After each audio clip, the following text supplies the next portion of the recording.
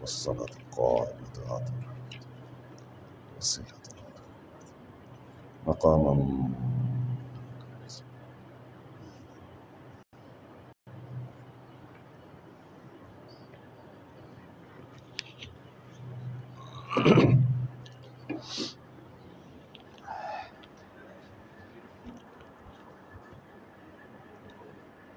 الحمد لله نحمده ونستعينه ونستغفره ونؤمن به ونتوكل عليه ونعوذ بالله من شرور أنفسنا ومن سيئات أعمالنا من يهده الله فلا مضل له ومن يضلل فلا هادي له وأشهد أن لا إله إلا الله وحده لا شريك له وأشهد أن محمدا عبده ورسوله أما بعد فإن خير الحديث كتاب الله وخير الهدي هدي محمد صلى الله عليه وسلم وشر الأمور محدثاتها وكل محدثة بدعة وكل بدعة ضلالة وكل ضلالة في النار أما بعد فأعوذ بالله من الشيطان الرجيم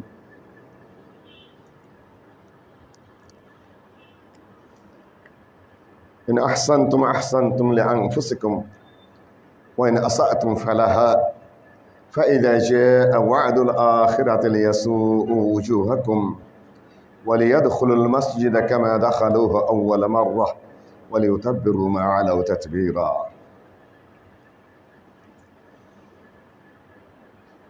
الأمين জামে মসজিদে উপস্থিত সম্মানিত মুসলিমগণ 2025 সাল 1446 হিজরির রমাদানের পর শাওয়াল মাসের এটাই প্রথম জুমা এবং খুতবা। আজকে আপনাদের সামনে খুব সংক্ষেপে দু-তিনটা বিষয়ের প্রতি দৃষ্টি আকর্ষণ করার প্রয়াস পাব ইনশাআল্লাহুল আজিজ। রমাদানের পরে যে কাজটির প্রতি বিশেষ দৃষ্টি দিতে হবে সেটি হলো মান সামা রমাদানা সুম্মা আতবাহু সিত্তাম মিন শাওয়াল। যে ব্যক্তি রমাদানের সিয়াম পালন করলো তারপরে 6টি সিয়াম পালন করলো সেটা যেন তার জন্য পুরো বছরের সিয়াম হিসেবে গণ্য হবে, এটা করবেন। এখানে প্রশ্ন থাকে যায় রমাদানের যদি কারো কাজা থাকে কাজা শেষ করে করবে না কাজা রেখেই করবে। দুই প্রকারের মতই আছে। আমাদের ওস্তাদদের মত হলো আরবিয়ান কান্ট্রির, যেহেতু রমাদান আছে কথাটা যা ভাঙা পড়েছে সেটা রমাদানের অন্তর্গত, সুতরাং সেটা যদি বাদ থাকে তাহলে রমাদান তার পুরা হলো না, কাজেই কমপ্লিট করে। কিন্তু সেখানে প্রশ্ন উঠবে নারীরা কি করবে? তারা যে সিয়াম পালন করতে পারেনি, ইস্তেহাজার আপনার নেফাসের জন্য তো পুরা মাসই করতে পারবে না, 40 দিন পর্যন্ত চলতে পারে, ও কি করবে? প্রতি বছর যদি বাচ্চা নেয় এরকম হয়ে যায় সে কি করবে? মহিলাদের বিষয়টা রয়েছে, পুরুষের জন্যও রয়েছে। 1 মাস ভাঙা পড়েছে, সুস্থ হয়ে গেছে, এখন যদি সে 1 মাস সিয়াম পালন করতে যায় অন্য মাস চলে আসবে। এই সকল বিষয়গুলো দৃষ্টিতে আবার আনলে বোঝা যাচ্ছে যে না, শাওয়ালের সিয়াম যদি কেউ আগে করে নিতে চান তিনি পারবেন, যেহেতু এখানে স্পষ্ট একেবারে পরিষ্কার হার্ড অ্যান্ড ফাস্ট রুল দিয়ে ক্লিয়ার করা নাই, ব্যাখ্যার অবকাশ রয়েছে। কাজেই যতটুকু আমি বুঝতে পেরেছি অবকাশ রয়ে গেছে। তবে আপনারা চেষ্টা করবেন আগেরটা আগে যাদের করা সম্ভব সিয়ামটা পুরা করে তারপরে করবেন। আর যদি না পারেন সমস্যা হচ্ছে, করতে পারছেন না, মহিলা হোক পুরুষরা হোক, তাহলে তাদের জন্য অবকাশ আছে আগে পরে করার। এটা আমি যা বুঝতে পেরেছি। তবে আমার মতো ছোট মানুষের ফতোয়া নেওয়া আপনাদের জরুরত নাই। বড় বড় মুফতিরাও এই জাতীয় কথা বলেছেন, প্রশ্ন উত্থাপন করেছেন। সম্মানিত মুসলিমগণ, যাদের সিয়াম ভাঙা পড়েছে, সংক্ষিপ্ত মাসআলা,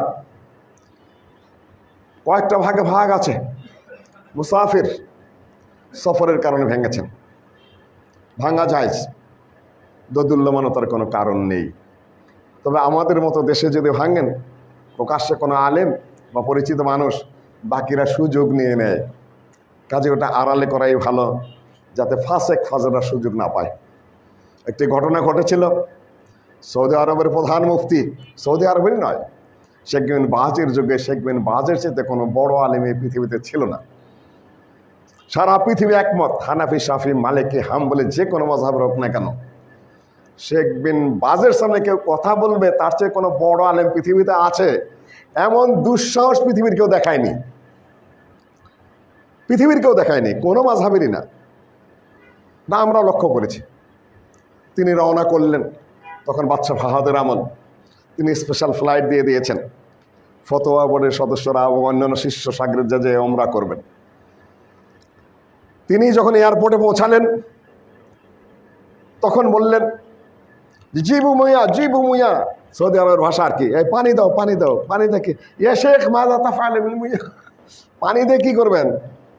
যে আমি রোজা ভাঙবো। সবাই বলে আধা ঘন্টা আছে সূর্য ডোবার।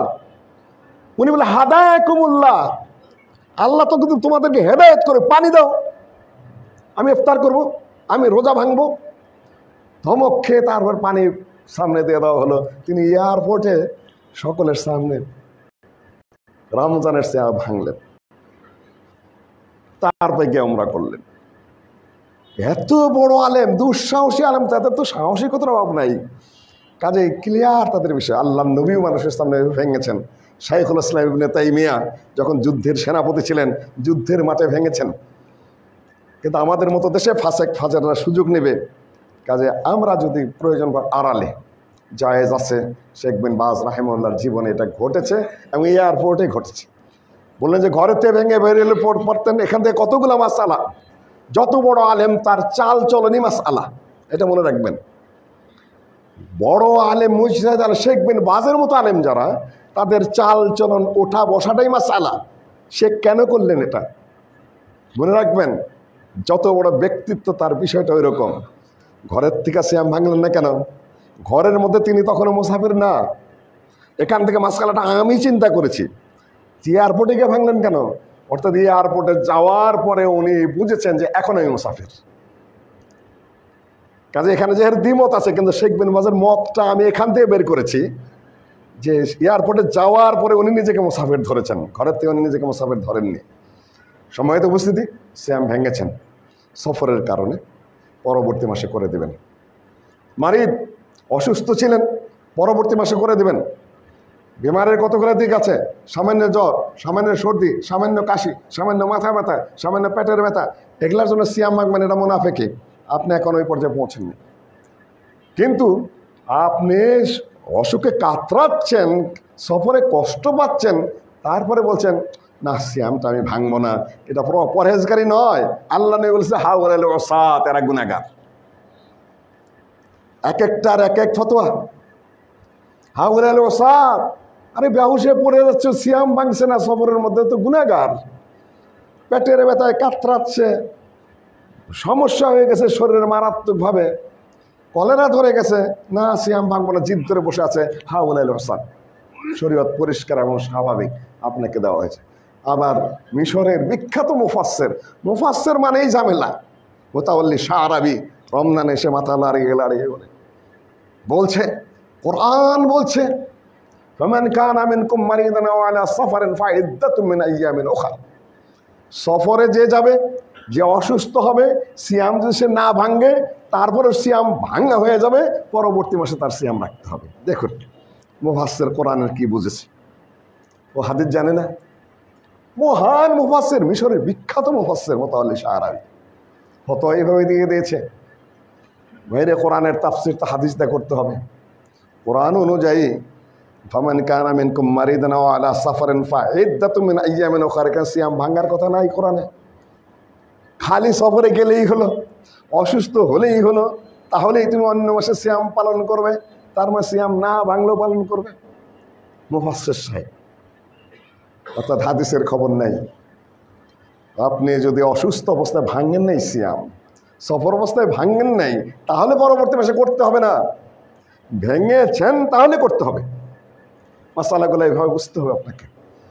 অসুস্থতার কয়েকটা দিক আছে। একটা হলো একেবারে আশ্রয় খালফানি, আকলাল মুজমিন, এমন বৃদ্ধ যার সুস্থ হওয়ার সম্ভাবনা নাই, ডাক্তার বলে দিয়েছে, বোঝা যায়। আরেক দল ক্রনিক ডিজিজ, ডাক্তার বলে দিয়েছে, অভিজ্ঞ ডাক্তার, সুস্থ হওয়ার সম্ভাবনা নাই। তাদের মাসআলা হলো ইয়াসুমু আনহু ওয়ালিহু, না হলে তার পক্ষ থেকে ফিদিয়া দিয়ে দিতে হয়। তার পক্ষ থেকে ফিদিয়াতুম মিন তাআমি মিসকিন, এক মিসকিনের খানা। এক মিসকিনের খানা সাধারণত ধরা হয়েছে নিসফু সা, আধা সা। আধা সা কতটুকু, এক সা কতটুকু, এনে ব্যাপক আলোচনা আমি রমাজানে করেছি। ওখানে একটা সূক্ষ্ম তত্ত্ব আপনাকে দেয়নি, আজকে তো সময় নেই, বিষয় অনেকগুলা। আপনি তো খালি মনে করছেন যে 3 কেজি দিলাম, ফকিররা বেশি পেল। আল্লাহ বলেছেন আল্লাহু আলিমুন হাকিম, আল্লাহ ভালো জানেন। ভুল কোন জায়গায় করছেন আপনি জানেন? আপনি যাকাত যদি দিতে যান, ফসলে হোক ফলে হোক, আপনার 300 সা হলে আপনার যাকাত হবে। আপনি 3 কেজি ধরে যদি যাকাত ধরেন, আপনি উঠতে হবে 22.5 মনে। আর 2.5 কেজি ধরে যদি যাকাত ধরেন, আপনার 19 মনে যাকাত হবে। এখানে এসে তো গরিব ঠকবে। ফেতরা আধা কেজি বাড়াইয়ে দেয় তো গরিবের মেলা উপকার করলেন, শুধুমাত্র একটা মৌসুমে কয়েকদিনের জন্য। সারা বছরের জন্য হাজার হাজার ফকিরকে হাজার বার ঠকাই গেলেন। কেন একটা ওদের লাভ দেখা গেল ফেতরার মধ্যে, কিন্তু সারা বছর যাকাত যে অজেব হবে কততে? 22.5 মনে না 19 মনে? 2.5 কেজি ধরলে সারা বছর গরিবের উপকৃত হবে। কেন 4-5 মনের পার্থক্য। কাজে আল্লাহ আলিমুন হাকিম, যাকাতের ব্যাপারে আল্লাহ আলোচনা করে যাচ্ছে, আল্লাহ যেটা বলছে ওই দিকে চলো। যাই হোক, সম্মানিত উপস্থিতি, বহু কিছু আশপাশে বুঝে কথা বলতে হয়। আমি তো একটা দেখতেছি উপস্থিত, 10 জায়গায় যে সমস্যা হচ্ছে, ওটা আপনাকে ধীর স্থির হয়ে বুঝতে হবে। মুফতি সাহেবরা চেষ্টা করতে হবে, সম্ভবত আমরা ওই পর্যায়ে বুঝতে পারবো না, সেই অবকাশ আমাদের নাই। তারপরে যতটুকু আছে কথা বলতে গেলে একটু বুঝে শুধুই বলতে হবে, চেষ্টা করতে হবে, বাকিটুকু আল্লাহ মাফ করে দেবেন। সম্মানিত উপস্থিতি, এইরকম যারা অসুস্থ তাদের পক্ষ থেকে ফিদিয়া দিয়ে দিবেন আধা সা, 2.5 কেজির অর্ধেক, কিংবা বেশি দিলে কোনো সমস্যা নেই, বেশি দিয়ে দিলেন। কিন্তু ওলামারা বলেছেন যে এখানে টাকা পয়সা দেওয়া ঠিক হবে না।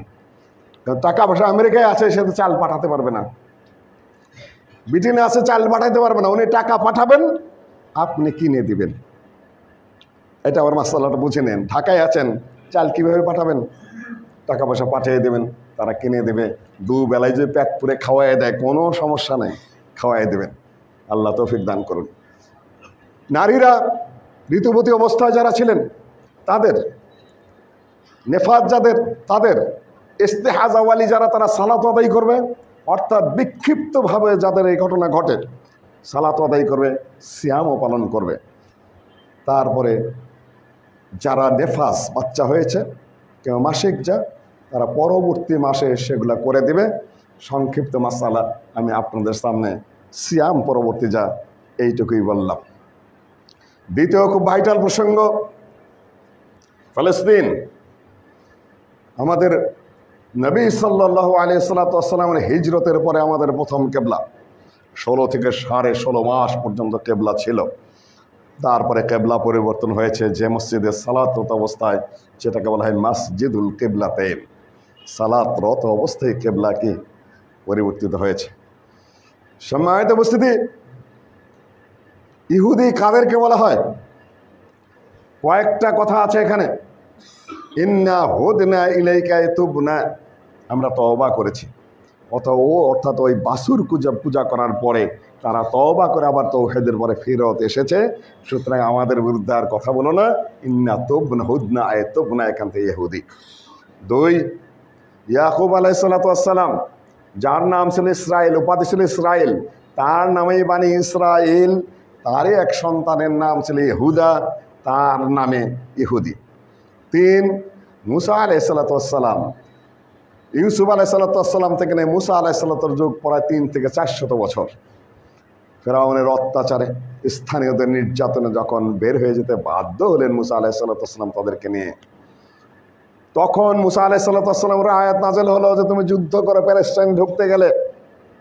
ওই যে প্যালেস্টাইন থেকে চলে গিয়েছিল মিশরে, মিশর থেকে সাগর পাড়ি দিয়ে আবার এইখানে, তখন বলা হলো ফিলিস্তিনে ঢুকতে গেলে এখানে তো অন্যদের শাসন চলছে, ঢুকতে দেবে না, এখানে খুব স্বৈর শাসক অবস্থান করছে, যুদ্ধ করে ঢুকতে হবে।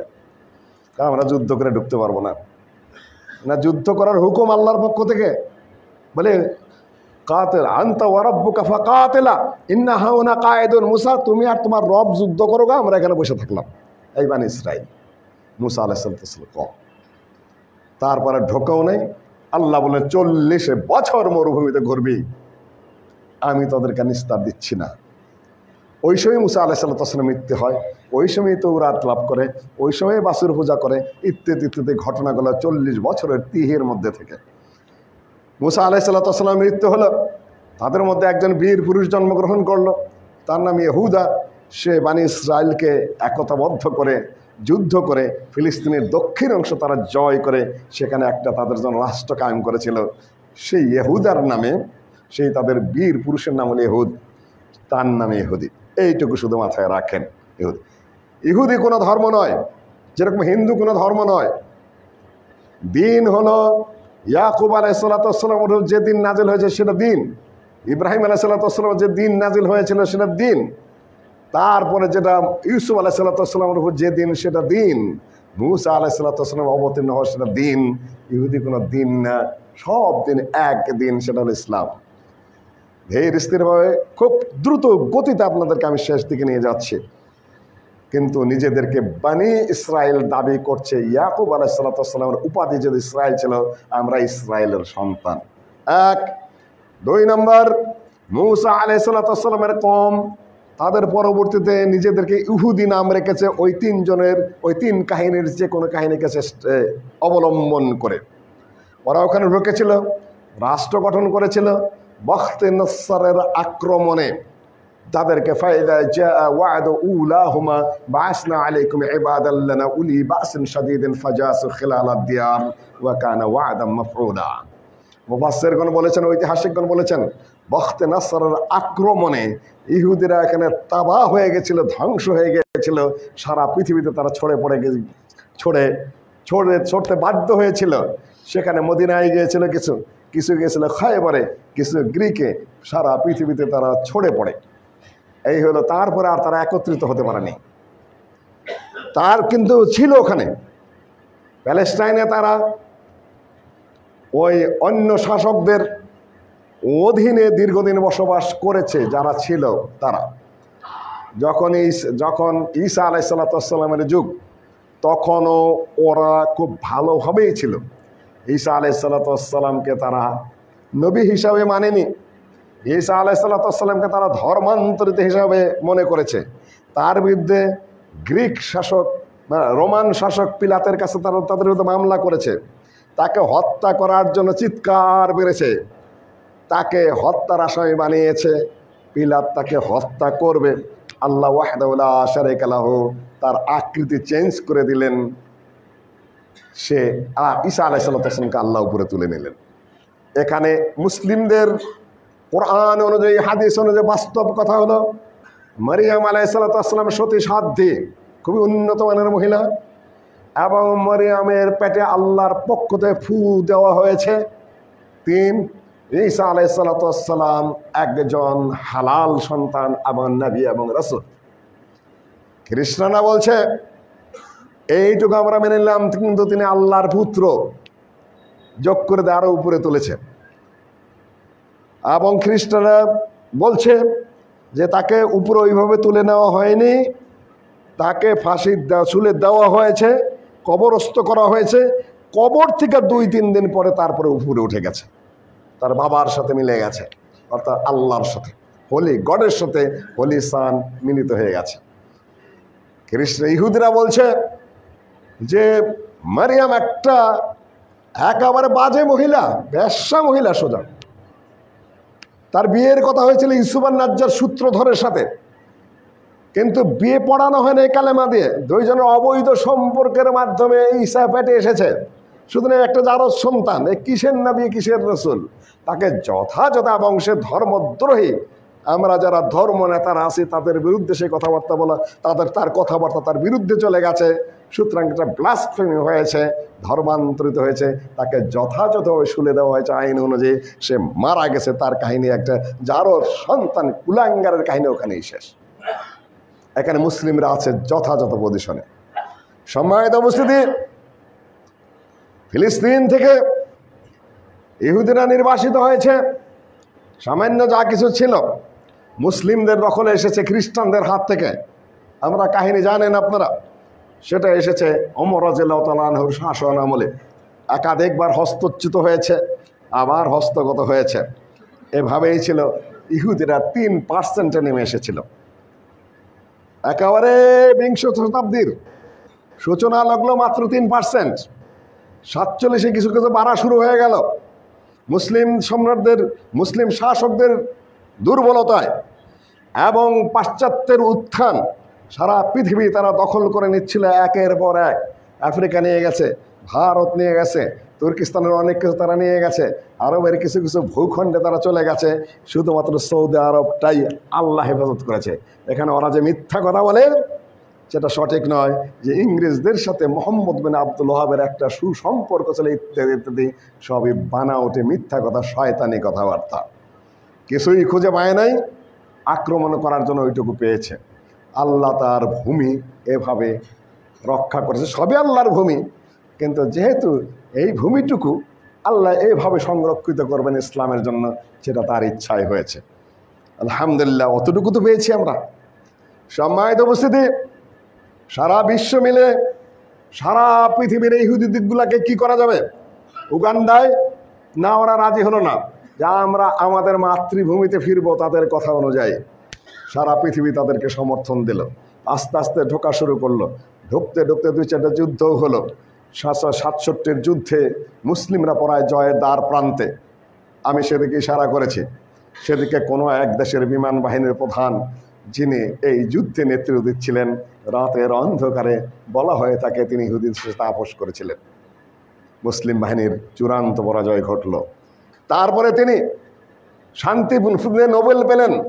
নোবেলের কাহিনী মেলা কিছু। খ্রিস্টান ইহুদি প্রধানমন্ত্রী আর উনি মুসলিম নামধারী সেনাপতি, দুজনে মিলে ভাগ করে নিলেন গোল্ডা মায়েরের সাথে এই শান্তি চুক্তি করে। তারা শান্তি নোবেল ভাগ করে দিলেন। নোবেল নিয়ে আমি আর কথা বলতে চাই না।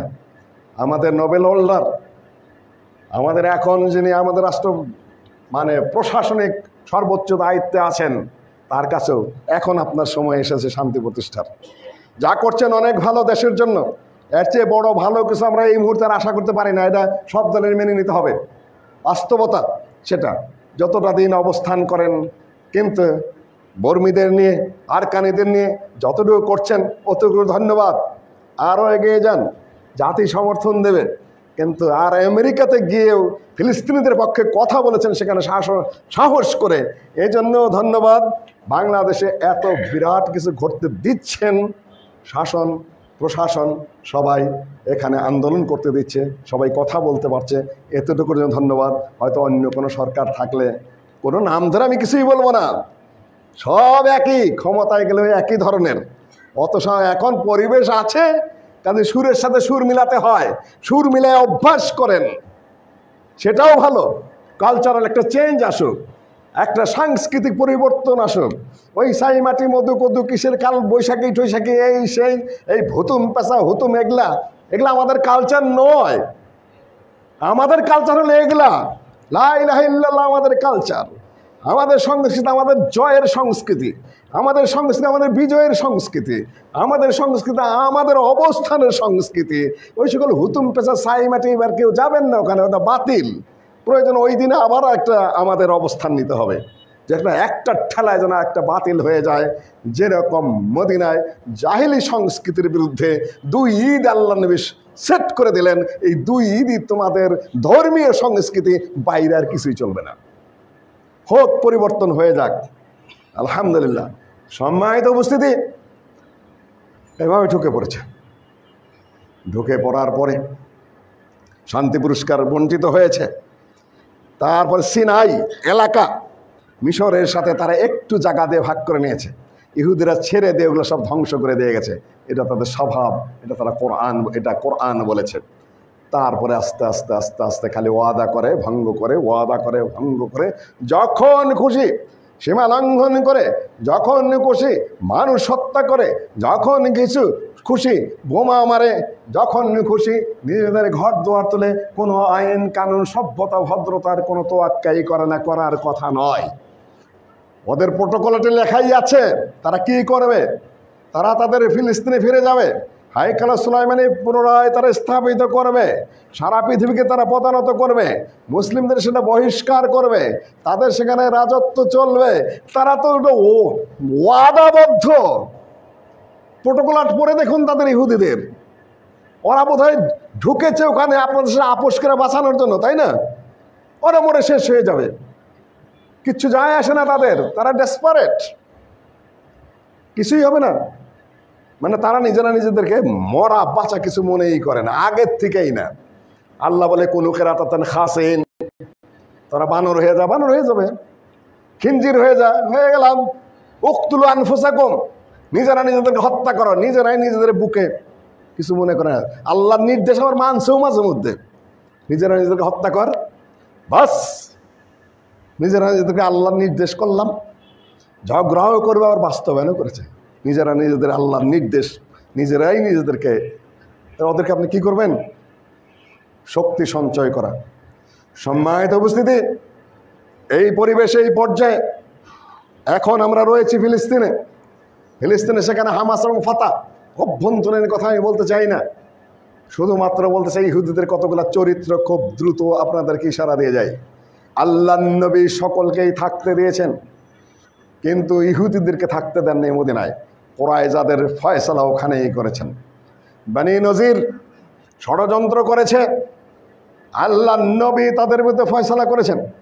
ওদের ধারণা ছিল কোরআন বলে দিচ্ছে, সূরা আল হাশর পড়ে দেখুন।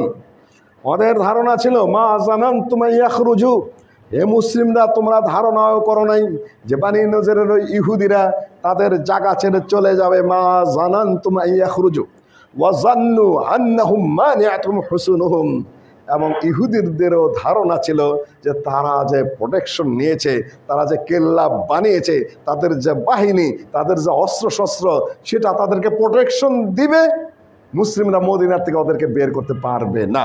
ওয়াজান্নু, তারা ধারণা করেছে আন্নাহুম মানিআতুহুম হুসুনুহুম, তাদের ধারণা ছিল এটা।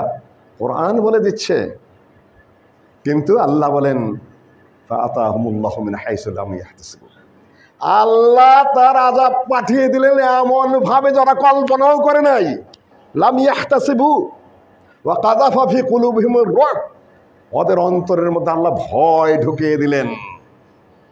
তখন তারা কি করলো? ইউখরিবুনা বুয়ুতাহুম বিআইদিহিম ওয়া আইদিল মুমিনিন, চলে যখন যেতেই হবে তাহলে রাইখা যাবো কেন? এত শয়তান, ওগুলো আবার মুসলমানরা ব্যবহার করবে, সব আগুন দিয়ে পুড়িয়ে ভেঙে চুরে শেষ করে। আল্লাহ বলে কর ভাঙ্গে, ইউখরিবুনা বুয়ুতাহুম বিআইদিহিম ওয়া আইদিল মুমিনিন, ভাঙ্গা চুরা চলে গেলে আল্লাহ বলেন লাউলা আন কাতাবাল্লাহু আলাইহিমুল জালা, হে ইহুদিরা শোনো, শোন বেটারা, আল্লাহ তোদের উপরে এটা লিপিবদ্ধ করেছিলেন যে জীবন নিয়ে পালিয়ে যেতে পারবি, না হলে এখানেই তোদের মৃত্যু কার্যকর হতো বানি কুরাইজার মতো,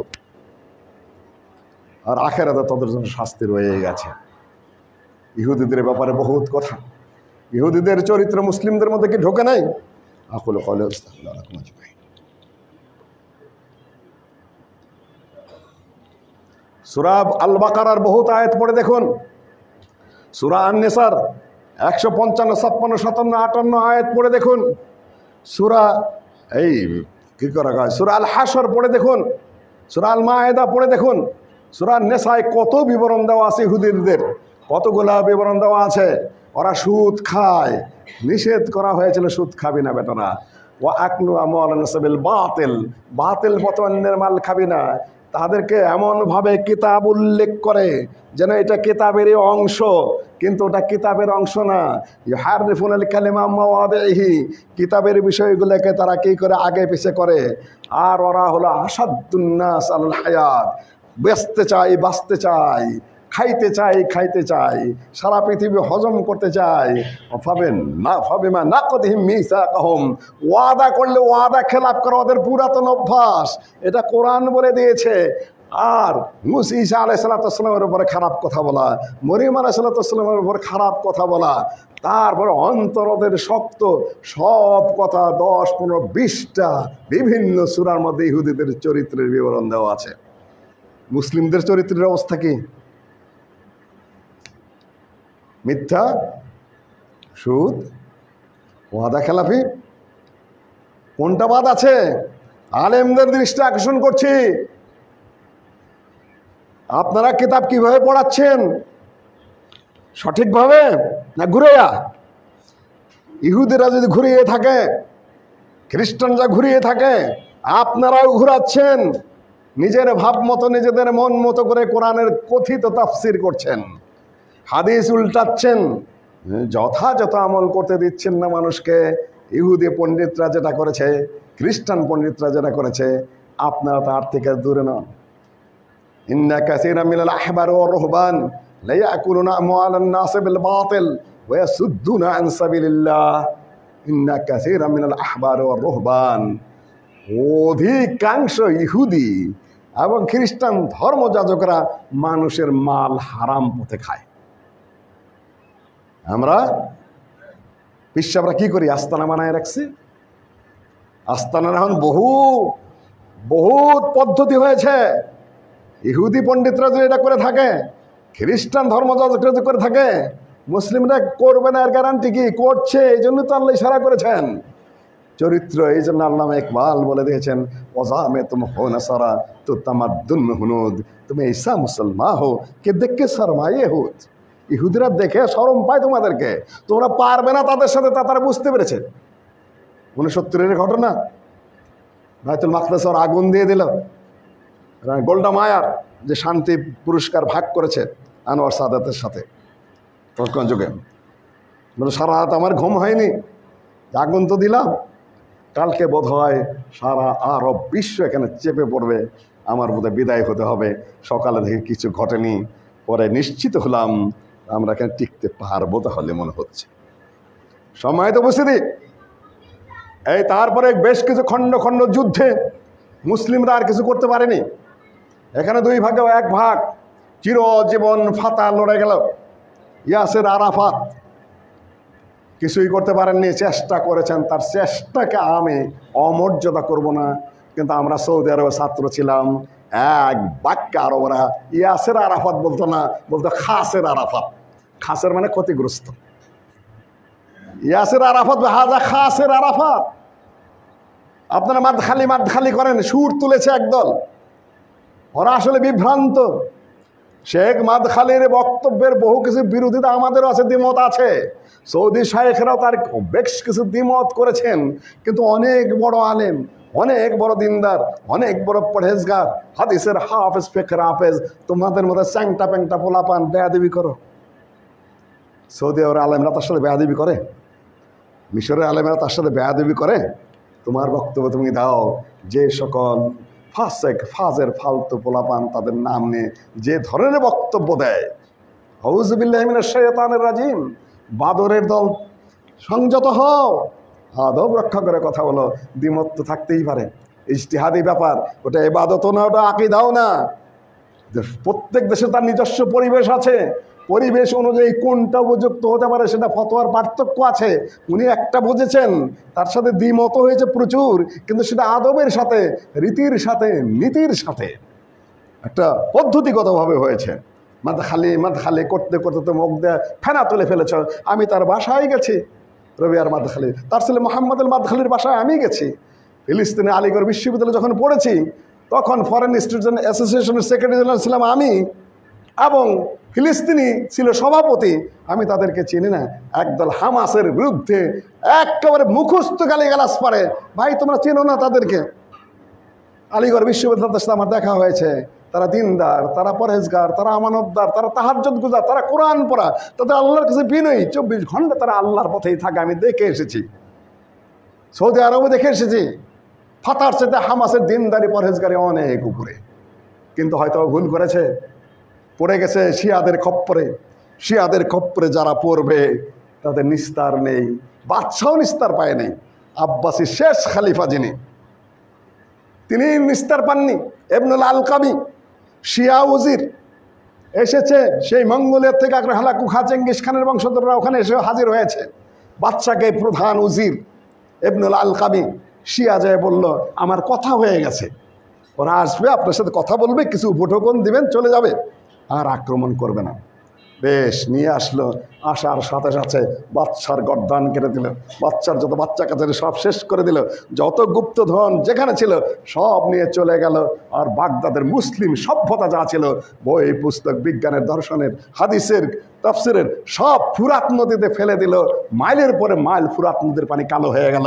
ইবনে খালদুন সহ অন্যান্যরা যারা হিসাব দিয়েছেন যে কমও বেশি 13 লক্ষ মানুষ 3 দিনে তারা হত্যা করেছে। শিয়াদের ষড়যন্ত্র। আর হানিয়া বিশ্বাস করে ফেলল যে শিয়ারা তাকে বাঁচাবে। মারাত্মক ভুল এই জায়গায় হয়েছে। তাদের ইমানে তাকওয়ায় পরহেজগারদের কথা তোলা যাবে না, যেহেতু আমি তাদের সাথে তাদেরকে চিনি। কিন্তু ভুল করেছে এখানে। কাজে তোমরা যদি এখন হামাসকে গালি দাও, গালি দেওয়া ঠিক হবে না। ভুলটা করেছে তাদের লিডাররা, শিয়াদের খপ্পরে পড়েছে, পা দিয়েছে। আর আরবদের খালি গালিগালাজ। আরে আরবদের গালিগালাজ কি কারণে করবা তুমি?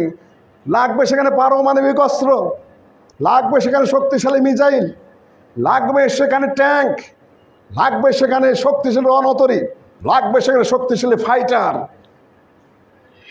আমরা যে স্লোগান দিচ্ছি এটা আমাদের রক্তের দাবি। এটা আমাদের তাদের সাথে সহানুভূতি জ্ঞাপন করা, এটা আমাদের দায় এড়ানো মাত্র। কিন্তু এই দিয়ে তো ওখানে তেমন কিছু হবে না। কিন্তু তারপরে আমাদের করতে হবে আল্লাহর পথে, আমাদের ভাইদের জন্য প্রত্যেকটা পয়েন্ট তার নিজস্ব জায়গাতেই বুঝতে হবে আপনার। এতদিন পর্যন্ত এখনো পর্যন্ত গোটা ফিলিস্তিনের মানুষের খাওয়া পড়া, চাকরি বাকরি, টাকা পয়সা, আশ্রয় দেওয়া কার পয়সায়? ইরান দিয়েছে না তুমি দিয়েছ? সৌদি আরবের খেলার বাজেট দিয়েই সারা বাংলাদেশ চলে। কুয়েতের একটা সামান্য এক সাইডের বাজার দিয়ে সকল বাংলাদেশ চলে। তুমি কি বুঝাইতে চাচ্ছ? এত বেশি লাভ দিও না, বুঝে কথা বলো। এই যে সিরিয়ার এত বছর বাদশার আল আসাদের বিরুদ্ধে যুদ্ধ কে চালাইল? হাওয়া থেকে চলেছে না, গোটা পয়সা সৌদি আরবের। লক্ষ লক্ষ মানুষকে আশ্রয় দিয়েছে। বর্তমান যিনি প্রধান মুফতি হলেন, উনি সেখানে 10 বছর থেকে সেই মুফতি শপথ নিলেন। কাজে ওনারা প্রচার বিমুখ। তোমরা খালি গালি দিচ্ছ না বুঝেই। হাওয়ার উপর চলে না। আফগান যুদ্ধের প্রথম সব খরচা কে দিয়েছে? পরবর্তীতে ওটা হয়েছে, তারপরে আবার কাতারের মাধ্যমে সন্ধি করতে হয়েছে আফগানদের সাথে। যে চুক্তি যেটা আমেরিকার, হঠাৎ করেই মনে করেছেন ঢোলা পায়জামার ঘষায় আমেরিকা চলে গেছে। চুক্তি আগেই হয়েছে কাতারে কয়েকবার বৈঠক করে। খালি হাওয়া কথা বললে তো হবে না, বাস্তবতা বুঝতে হবে। সম্মানিত উপস্থিতি, সব বুঝে কথা বলতে হবে। আরব বিশ্ব চুপ, এই চুপ, সেই চুপ। আমরা আরো বেশি আশা করি, কিন্তু তাদের সে শক্তি তো নাই। সে শক্তি তাদের নাই। এখন বলবেন যে আমরা তো এই দেশে অনেক কিছু করছি, করো, আলহামদুলিল্লাহ, আমরাও সাথে আছি। কিন্তু প্রশ্ন আছে 2-3টা। ফিলিস্তিন সলিডারিটি মুভমেন্ট কে করলেন? নেতাকে ক্লিয়ার করো। কে বানাইলো? লিডারকে? কোন বৈঠকে করেছো? আর সদস্য কারা? 2 নম্বর প্রশ্ন, কয়েকটা মানুষে বলছেন হুজুর আমরাও থাকবো, আমরাও থাকবো, আমরাও থাকবো, আমরাও থাকবেন। তাতে বোঝা যাচ্ছে স্বতঃস্ফূর্তভাবে আপনারা থাকবেন। তো অন্যরা যখন করলো তখন স্বতঃস্ফূর্ত হয়ে গেলেন না কেন? অনেক সংগঠন করেছে। রমজানের মতো আমি নিজে করেছি। বংশাল এলাকার সব আহলে হাদিস নেমে এসেছে রাস্তায়। দলমত নির্বিশেষে। কই গেলেন না তো আপনারা? এখন তো বলতেছেন ফিলিস্তিন সলিডারিটি মুভমেন্টের নামে হচ্ছে আপনারা আমরাও থাকবো। সেদিন বলতেন যে আমরাও থাকবো, থাকলেন না কেন? কিন্তু আমরা অত ছোট মনের মানুষ নই, আমরা থাকবো ইনশাআল্লাহ। কিন্তু আপনারা যেটা করেন, আমি বলতে চাই না ইহুদিদের স্বভাব চরিত্র আমি আগেই বর্ণনা করেছি, আমি মুখ ফুটে কিছু বলতে চাই না, আমি শুধু দৃষ্টি আকর্ষণ করে যেতে পারি। কে আপনাদের এই ফিলিস্তিন সলিডারিটি মুভমেন্টের নেতা কারা, কমিটি কারা, স্পষ্ট করে দিন আমাদের সামনে। যদি বলেন যে সৌদি ফিলিস্তিন জড়িত, দেন একটা স্টেটমেন্ট দেন ফিলিস্তিন অ্যাম্বাসেডরের, তার ইয়ে হয়েছে। নাম্বার 2, যে কয়জনে বলছেন, যে কয়জনে বিবৃতিতে স্বাক্ষর করছেন অমক অমক অমক, কোন অথরিটিতে করলেন? আপনি সভাপতি না সেক্রেটারি? আপনি কে? বিবৃতিতে স্বাক্ষর করছেন অমক অমক অমক অমক, আপনার পরিচয় দেন যে আমি অমক এই অথরিটি। দিচ্ছেন না, তারপরেও মেনে নিয়েছি। করেছেন, ডেকেছেন, ভালো কাজে যাব, কিন্তু প্রচুর প্রশ্ন রয়েছে, উত্তর ক্লিয়ার করতে হবে আপনাদেরকে। এ সকল ছাপাছাপি করেন না, লোকালুকি করেন না। তারপরে যদি আবার চান্দা চান, আমি বলে সোজা হারাম। এইটাই দৃষ্টি আকর্ষণ আগেই করে যাচ্ছি। ফিলিস্তিনের ওখানে আপনার চান্দার জন্য কেউ বসে নাই। সৌদি আরব, কুয়েত, কাতার, এই সকল আরব কান্ট্রি এবং জাতিসংঘ সেখানে বিমান ভরা খাদ্য পানি এনে রেডি রয়েছে, ঢুকতে দিচ্ছে না। আপনার মতো এই বাংলাদেশ, আগেই বলেছি, আমাদের এই বাংলাদেশের মতো একটা দেশ সৌদি আরবের খেলার বাজার দিয়েই চলে। আপনি কি খাদ্য পাঠাবেন ওখানে? আপনার কে বলেছে? কিছুই পাঠাতে হবে না আপনাদের। দোয়া করেন, স্লোগান দেন, বিবৃতি দেন, তাদের সাথে আমরা আছি। কিন্তু যদি চান্দা চান, আমি বলি এটা আপনার ধান্দাবাজি। 1 পয়সা ঢুকানোর জায়গা নাই সেখানে, আমার জানা মতে। দেশেও নাই, বিদেশেও নাই, ঘেরাও দিয়ে রেখেছে ইহুদিরা। আর যদি খাওয়া পড়া চান্দা যদি দেওয়ার কোনো অবকাশ থাকে, আরবরা crore crore million billion dollar নিয়ে চতুর্দিকে বসে আছে। খালি ওদের বদনাম করবেন আর আপনারা চান্দা তুলবেন। ঈদের মাঠ থেকে অমুক যায়, ইতিমধ্যে শুরু হয়ে গেছে চান্দা তোলা। আগেও নাকি তুলেছেন, কেউ কেউ নাকি খিচুড়ি রান দিতেছে ওখানে বৈশা বৈশা। এত ফাজলামি করলে চলে না। কালকে যদি আপনারা চান্দা চান, আপনাদেরকে আমরা ধান্দাবাজির মধ্যে ফেলে দেব। চান্দা চাবেন না, চান্দার প্রয়োজন ওখানে নাই। অ্যাটম বম থাকলে মারেন, মিসাইল থাকলে মারেন, যুদ্ধে অংশগ্রহণ করে লক্ষ লক্ষ সৈন্যের দরকার সেখানে। পথ থাকলে ঢোকেন, চান্দা যে পাবেন সে সোজা ধান্দাবাজ। 1 পয়সা চান্দার অবকাশ নাই যতক্ষণ পর্যন্ত। কেউ কেউ অ্যাকাউন্ট নাম্বার দিয়ে দিয়েছে, কেউ কেউ নিজেদের নাম দিয়ে দিয়েছে, এইখানে দেন। কোনো সংগঠন চান্দা আগেই তোলা শুরু করে দিয়েছে, চান্দা পাঠাবো কোথায়? সম্মানিত উপস্থিতি, কাজেই এই ব্যাপারে আমাদের কোনো ক্লিয়ার পথ যদি আমরা পাই, যদি নিশ্চিত হই, তখন আপনাদেরকে জানানো হবে হ্যাঁ পথ খুলে গেছে। আরবরা, সৌদি আরব, কুয়েত, কাতার, তো ওনারা মিলা আপনার পয়সার কাঙ্গাল ওখানে দেওয়ার জন্য। তখন আপনি সৌদি আরবকে ভিক্ষা দিয়েন। এখন আপনি ভিক্ষাটা থামায় রাখেন পকেটের মধ্যে, আপনি দিলে আর কানিদেরকে দেন। ওরা কাঙ্গাল, পারলে দেশের বুকে বহুত কিছু আছে সেখানে দেন। পরে কি করবেন? পয়সাগুলো যার যার পকেটে, সবাই তো সব কিছু ভুলেই যাবে। পরে বলবেন যে আমরা এখন হুজুর নেই, এখন আমরা বনমালী হুজুর। বনমালী মানে গাছ লাগাবো। তারপরে বলেন আরেক ফান্ডে দিব। বলে মসলুদ্দিন তুমি কি ইশারা করে যাচ্ছ? ইশারার পেছনে কিছু ইতিহাস আছে, আমি বেশি কিছু বলতে চাই না। আমরা ইনশাআল্লাহ আবার কালকেই দেবেন। আগেই ওনারা ঘোষণা দিয়ে দিয়েছেন, এর সাথে যারা একমত না হবে তারা ইহুদিদের দালাল। আরেকজন বলে দিয়েছেন, খুব আহলে হাদিসকে গালিগালাজ পারে, যে আমার সার্টিফিকেট যে চাবে সে জারক সন্তান। সার্টিফিকেট নাই, খুব হাম্বিতাম্বি করতেছিল, সে জারক সন্তান। কেরা তার সার্টিফিকেট জারক সন্তানের গালি খাবে? এখন এখানে না গিয়ে কেরা আবার ইহুদিদের দালাল হবে? আরে কোন মুসলিম ইহুদিদের দালাল? ফাজিল কোথাকার, ফালতু কোথাকার, বেউকুফ কোথাকার। ইহুদিদের সাথে কোন মুসলিমের সম্পর্ক আছে? প্রত্যেকটা সৌদি আরবের বাচ্চাও ইহুদিকে গালি দিতে জানে। সৌদি আরবের কাবায় হারামে দোয়া হচ্ছে, আল্লাহুম্মা আনসুরুল মুসলিমিনা ফি গাজ্জা। আপনারা দোয়া শোনেন না শুক্রবারে? সরকারের বিরোধিতা থাকলে ইমাম সাহেব ওখানে দোয়া করতে পারবে? কাজে এগুলা বোঝার বিষয় আছে। আবার আমি ইশারা করছি, ফিলিস্তিন সলিডারিটি মুভমেন্টের নেতা কে কে করেছেন এটা আপনারা ক্লিয়ার করেন। বিবৃতি কোন অথরিটি সিগনেচার করেছেন সেটা আপনারা একটু জানিয়ে দেন, আমরা একটু ক্লিয়ার হতে চাই। আর যদি এইটাই হয় যে তারা আলাদা, ফিলিস্তিন সলিডারিটি মুভমেন্টের সদস্য আলাদা, আর যে হুজুররা বিবৃতি দিয়েছেন তারা আলাদা, তাহলে অন্যরা যখন ডাকবে তখন আপনারা কিন্তু আবার বিবৃতি দেবেন, হাজির হবেন কিন্তু নিজেরা। হাজির যদি না হন তাহলে একটা ঘাপড়া লিখেছেন। আর যদি আপনারাই হয়ে থাকেন ফিলিস্তিন সলিডারিটি মুভমেন্টের নেতা, তাহলে আলাদা করছেন কেন? বলেন যে আমরাই নেতা, আমরাই ডাকছি, আমরাও উপস্থিত থাকব। এটা কোনো স্বচ্ছ কথা নয়, পরিচ্ছন্ন মানুষের কথা নয়। আপনিই ডাকছেন, আপনি থাকবেন, এটা স্বাভাবিক। লুকাছাপা করছেন কেন? কাজেই আপনার শুনেছি যে এখন নাকি বায়তুল মোকাররমে ইমাম সাহেবকে তারা সভাপতি করেছেন, তাও তো একজনকে করেছেন, যদিও তার ব্যাপারে আমাদের প্রচুর দ্বিমত রয়েছে। এটা জাতীয় 4 কোটি আহলে হাদিসের ব্যাপার এখানে জড়িত রয়েছে।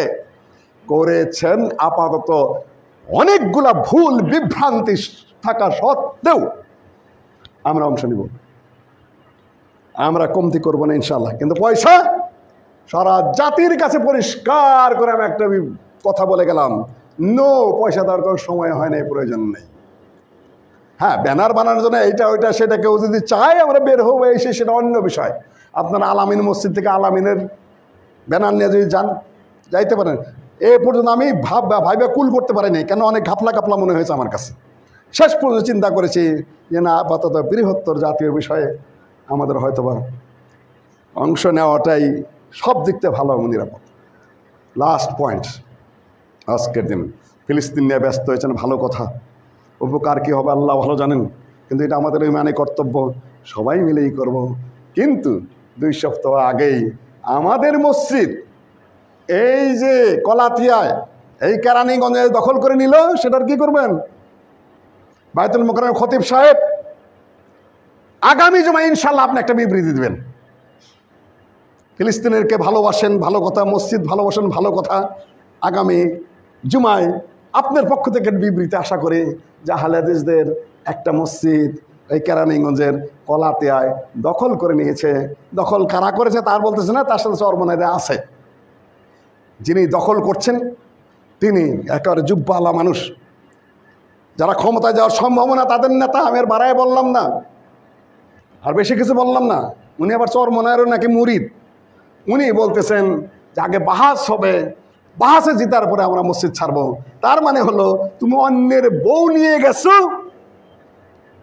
লিগাল বউ তুমি দখল করেছো আরেকজনের, তোমাকে বাহাস করে পরাজিত করতে পারলে তুমি বউ ছাড়বা, নাহলে বউ তোমারই। আক্কেল দেখেন এই পীরের মুরিদদের।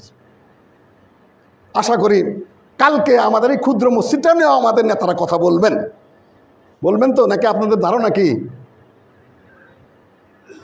কিছুই না? সম্মানিত উপস্থিতি, সব মসজিদ ওটা বৃহত্তর ব্যাপার, আমাদের ইমানের ব্যাপার, সেটাও নীতি, আদর্শ, চরিত্র আর একটু ক্লিয়ার হতে হবে। আল্লাহ আমাদেরকে তৌফিক দান করুন। আল্লাহ তুমি আমাদের মুসলিম ভাইদেরকে হেফাজত করো, গাজ্জার মুসলিমদেরকে তুমি হেফাজত করো। আল্লাহ তুমি তাদেরকে বিজয় দাও।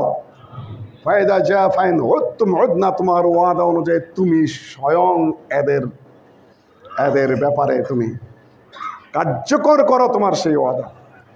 গাছ যেন বলে হাদা ইহুদি নখতুল, এটা ইহুদিয়াকে হত্যা করো, এটা ইহুদি হত্যা করো।